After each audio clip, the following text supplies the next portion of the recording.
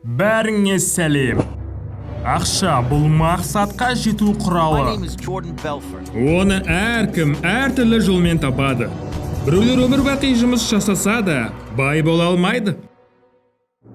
Қазақстанда заңды түрде жетістікке жету үшін бірінші, бай отбасында туылу қажет. Немесе бұл вариантта бар. Жұмысы жоққа микрокредит берді, ал 2 сиыр сатып алды, өзіңді асыра. Артық сүтті сатып, ақша тап. Ну, что еще надо? Такого нигде в мире нет. Және соңғы жолы өз күшіңмен, еңбегімен оқып үлкен белестерді бағындыруға болады. Әрине, бұл әдіспен жетістікке жету оңай емес, өте қиын.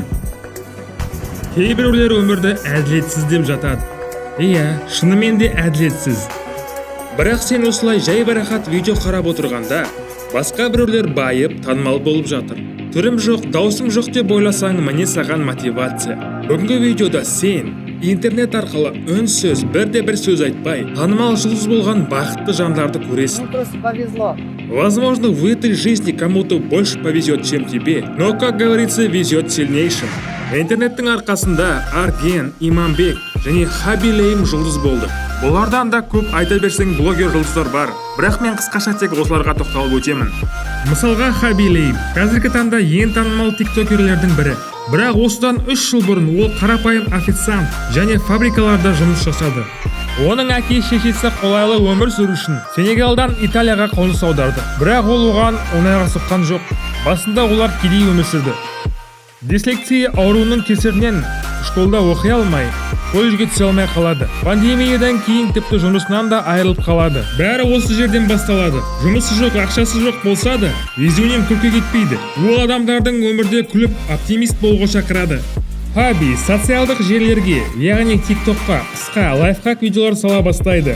Басында тек 2 адам оның видеосын қарап жүреді. Көршісі мен әкесі. 2 айда тек 9 қаралымның 2 оқырманы болған. Бірақ ол осымен берілмей видеолар сала береді. Біртіндеп оның видеоларын бүкіл әлемнен әртүрлі ұлттар көре бастады. Оның аккаунтында оқырмандардың саны 0-ден 200 миллионға дейін жетті. Осылайша ол интернет арқылы алғашқы ақшасын таба бастады. Қазіргі таңда оны неше түрлі фестивальдарға, рекламаларға шақырады. Оны бүкіл әлем таниды десе де болады. Соңғы кездері тиктокта бет шыбырлату танымал болып кетті. Келесі кейіпкеріміз Арген, танымал қырғыз блогер бауырымыз. Алдыңғы жылдың желтоқсанынан бастап танымал бола бастады. Арген ол қарапайым қырғыз отбасынан шыққан бала.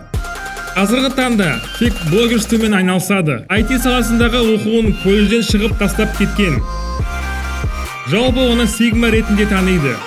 Ол американский психопат фильміндегі актердің бет қозғалысын дәл көшіріп жасау арқылы танылды. Қазіргі таңда тиктокта 20 миллион оқырманы бар. Арген туралы қысқаша ақпарат осы. Соңғы кейіпкеріміз Иманбек. Ол 8 жасынан бастап гитарада ойнауды үйренген. Солтүстік Қазақстан Ақсуда дүниеге келген. Мектепті бітіргеннен кейін болашақ музыкант Павлодар қаласындағы Торайғыров атындағы университетке көлік менеджмент мамандығы бойынша оқуға түседі. Бітіргесін темір жолда еңбек етті. Оның жалақысы өзі айтқандай 147 мың теңгеден аспаған. Танымалдылық Иманбекке 2019 жылы Сент Джонстың Roses атты әніне ремикс жасағаннан кейін келді. YouTube желісінде қазақстандық нұсқасы бар Roses трегі 277 миллион қаралым жинады. Ремикс тез арада барлық әлемдік чарттарда бірінші орынға ие болды. 2021 жылғы жылдың үздік ремиксі номинациясында Грэмми музыкалық сыйлығының иегері. Қорытындылай түйіндей келетін болсақ, нені түсіндік? Біздің кейіпкерлерімізге жетістікке жету үшін сәттілік жолдас болды ма? Әлде олар өздеріне сеніп, өз еңбектерінің арқасында жетті ме? Өз пікірімді жаза кет. Менімше олар көпшіліктен ерекшелене білді.